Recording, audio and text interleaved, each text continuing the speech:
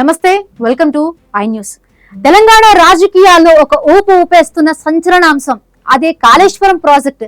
Justice Ghosh commission నివేదిక ఇప్పుడు అధికార పార్టీ కాంగ్రెస్ చేతిలో ఒక ట్రంప్ కార్డ్ గా మారింది. ఈ నివేదికను ఆయుధంగా చేసుకుని వచ్చే ఎన్నికల్లో బీఆర్ఎస్ ను బలహీనపరచడానికి ముఖ్యమంత్రి రేవంత్ రెడ్డి ఒక పక్కా వ్యూహాన్ని సిద్ధం చేస్తున్నారు.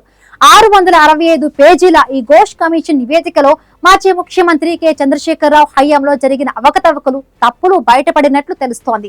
నాసి రకం నిర్మాణ పనులు, ప్రాజెక్టు అమల్లో జరిగిన వైఫల్యాలపై ఈ నివేదిక స్పష్టంగా వేలెత్తి చూపినట్లుగా సమాచారం. ఈ నివేదికతో కాంగ్రెస్ పార్టీ నేరుగా బీఆర్ఎస్ అధినేత కేసీఆర్ తో పాటు సీనియర్ నేతలు కేటీఆర్, హరీష్ రావులను లక్ష్యంగా చేసుకుంది. వారి పాత్రను ప్రజల ముందు నిలబెట్టాలని కాంగ్రెస్ వ్యూహం.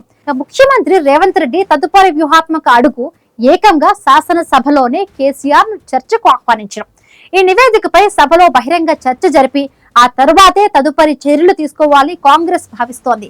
ఈ నివేదికను రాజకీయంగా ఎలా ఉపయోగించుకోవాలో ముఖ్యమంత్రికి స్పష్టమైన ప్రణాళిక ఉందని పార్టీ నేతలు అంటున్నారు.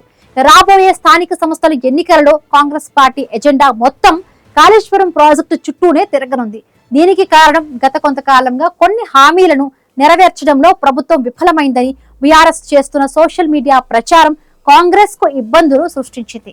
కానీ ఇప్పుడు ఈ నివేదిక కాంగ్రెస్ చేతికి ఒక బలమైన ఆయుధంగా దొరికింది. కాళేశ్వరం ప్రాజెక్టు అవినీతిపై ప్రజల దృష్టిని మళ్లించడం ద్వారా బీఆర్ఎస్ ను బలహీనపరచవచ్చని కాంగ్రెస్ నేతలు నమ్ముతున్నారు. ఈ నివేదికతో పార్టీ శ్రేణుల్లో కూడా కొత్త ఉత్సాహం, ఆత్మవిశ్వాసం పెరిగిందని వారు అంటున్నారు. అంతేకాకుండా త్వరలో జరగనున్న జూబ్లీహిల్స్ అసెంబ్లీ ఉప ఎన్నిక కూడా ముఖ్యమంత్రి రేవంత్ రెడ్డికి ఒక ప్రతిష్టాత్మకమైన అంశంగా మారింది. ఈ నివేదిక ఉప ఎన్నికలో కూడా కాంగ్రెస్ కు లాభం చేకూరుస్తుందని భావిస్తున్నారు.